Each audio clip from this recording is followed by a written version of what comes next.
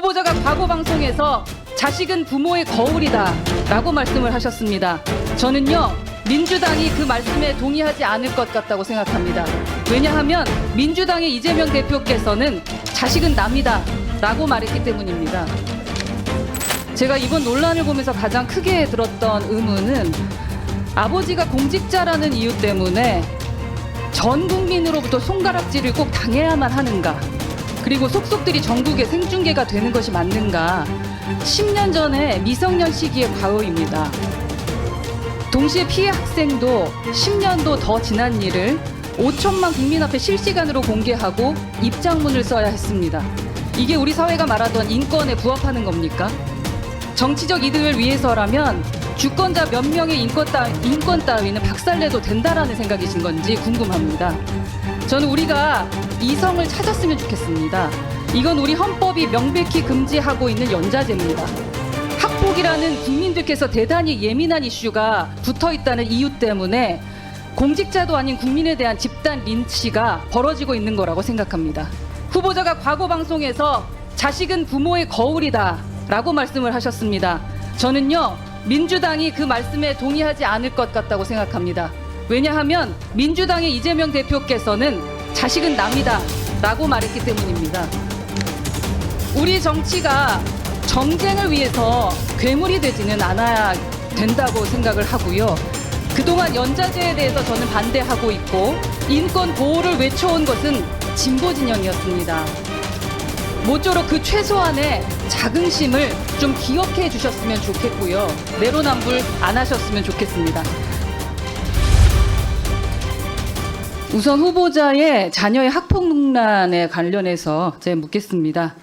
여기 계신 어떤 분도 학교 폭력을 옹호하거나 지지하는 분은 없을 겁니다. 저 역시도 무거운 마음으로 이 사안을 살펴봤고요. 또 학교 폭력이 발생하고 처리되는 과정에 대해서 이번 기회에 현장의 선생님들과 장학사님들을 모시고 별도로 비공개 간담회도 가졌습니다. 간담회에서 모두가 한 목소리로 말씀하셨던 것은요, 현행 학폭 제도가 전혀 교육적 해결을 견인하고 있지 않다는 점입니다. 무엇보다 선생님들이 강하게 지적하시는 부분은 당사자 간 화해나 사과, 성찰보다는 사실상 법정 소송전을 강제하고 있다는 것인데요. 그래서 결국 모두가 피해자가 되는 제도다라는 말씀이 있었습니다. 다행히 후보자 아드님의 사건은 소송전으로 가지 않고 끝난 것 같습니다. 알려진 바에 따르면 당사자 간 화해가 이루어졌고 또 당시 피해 학생이 선생님을 찾아가서 후보자 아들의 선처를 부탁하기도 했다고 하는데 맞죠? 맞습니다. 네. 최근에는 더 이상 자신을 피해자로 만들지 말아달라라고 공개적으로 호소문까지 냈습니다. 이 케이스는 오히려 교육 현장에서 지향하는 대로 교육적 해결로 마무리된 사례인 겁니다. 후보자께 여쭙겠습니다. 문제 제기를 한쪽에서는 당시 학폭위가 열리지 않은 것이 특혜라고 합니다. 그렇습니까? 아니 그러니까 학폭이라는 게 구성이 돼 있질 않았었습니다. 근데 제도 시행의 초기였기 때문에 그때까지는 준비가 또 안 됐었던 상황인 것으로 알고 있습니다. 예. 네, 후보자가 당시에 정치 사회적 권력을 이용해서 화해를 종용했습니까? 저는 혹시라도 눈꽃만큼도 오해를 받을까봐 선생님, 피해자 그 누구와도 그러니까 김승유 회장 그럼 피해 학생들에게 선처를 말해달라고 강요했습니까? 절대 가능한 일도 아닙니다. 예. 네, 물론 애초에 학폭이 일어나지 않았으면 가장 좋았을 겁니다. 네.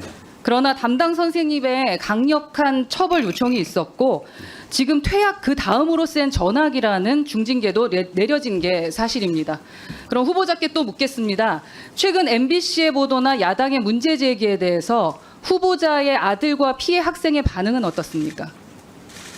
전달받은 바가 있으십니까? 예, 우선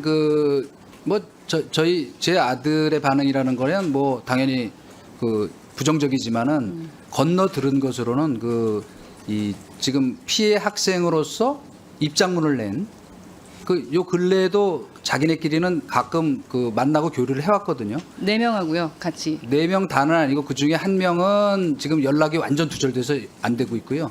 또 1명은 직접 친한 사이는 아니었기 때문에 피해 입장문을 낸 그 사람을 통해서 이제 건너 듣고 있는데 결국 핵심은 왜 이런 정치적 프레임을 갖고 계속 문제를 삼는지 모르겠다는 것이고요. 그건 다른 나머지 지금 피해 학생들 입장도 저는 같은 것으로 이해하고 있고 2019년에 MBC가 스트레이트라는 곳에 이제 이걸 특집으로 다뤘었거든요. 그러니까 지속되기를 원치 않는다라는 말씀이신 그렇습니다. 거죠? 그때도 저는 예. 우리 정치가 그 상대편을 공격하기 위해서 우리 사회가 합의해온 원칙들을 함부로 훼손하지 않았으면 합니다.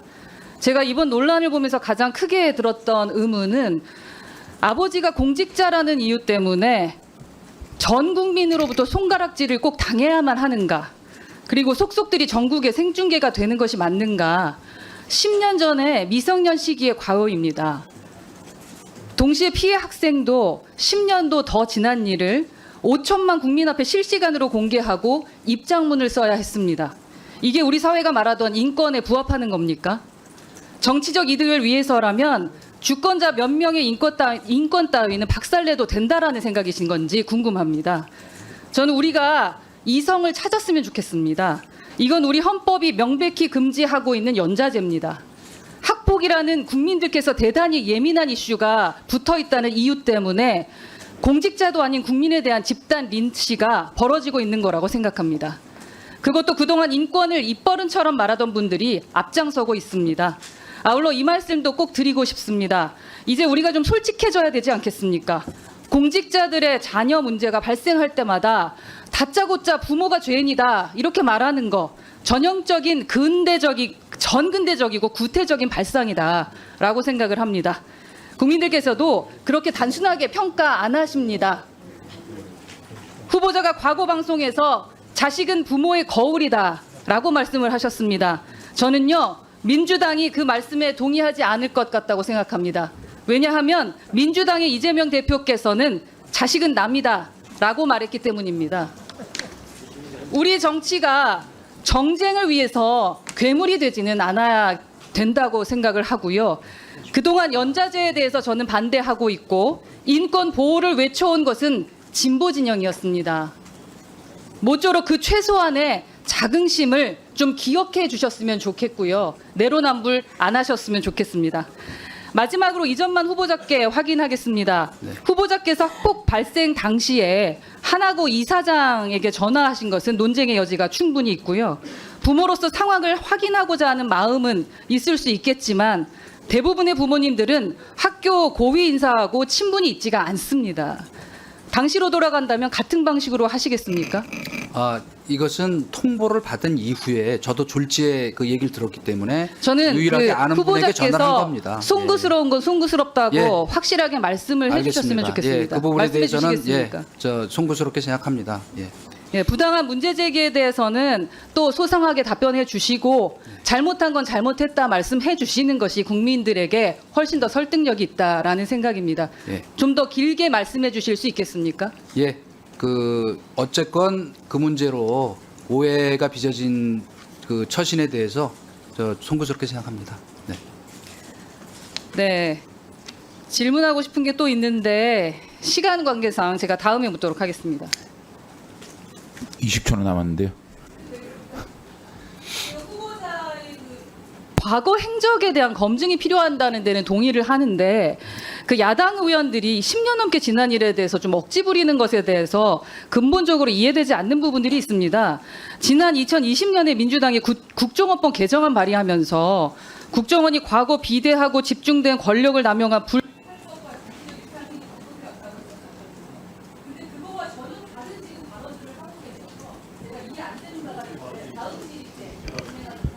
예, 허나우님 수고하셨습니다. 우리 의원님들 오늘